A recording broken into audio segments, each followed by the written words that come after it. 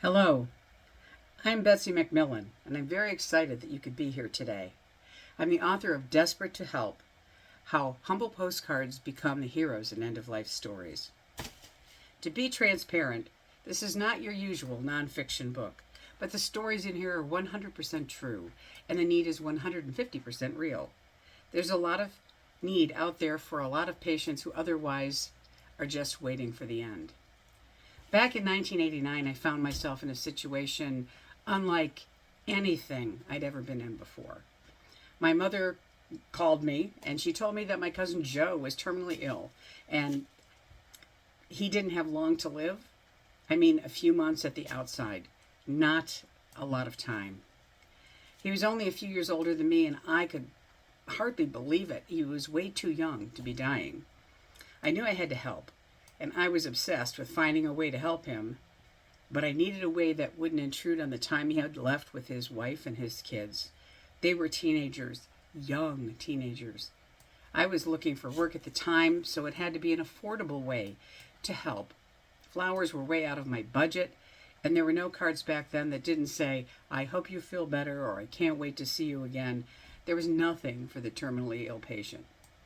I knew that whatever I came up with had to have an immediate and lasting positive impact on Joe for the rest of the time he had with us.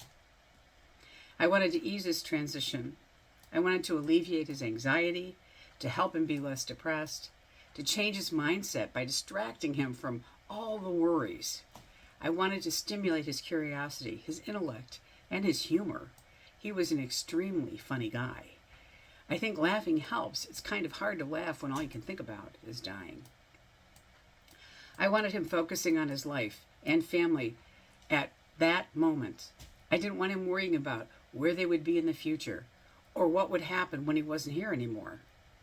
It had to be something I could do daily in order to achieve the effect I was trying to create for Joe. I wanted him to have a daily reminder. In addition, I wanted it to be a mystery. I wanted him to wonder who was doing it, why they were doing it, a mystery he would be trying to solve. It took a couple weeks before I had that aha moment about sending a postcard every day. I would print a quotation on the back of each card.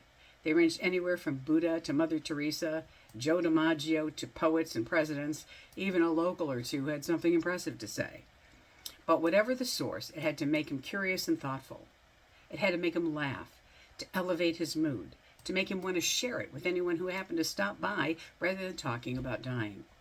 It would be something he could look forward to receiving every single day.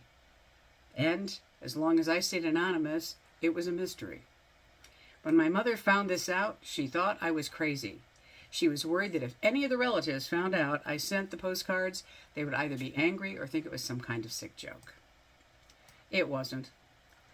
But I was stubborn. I had a gut feeling that these postcards were exactly what he needed.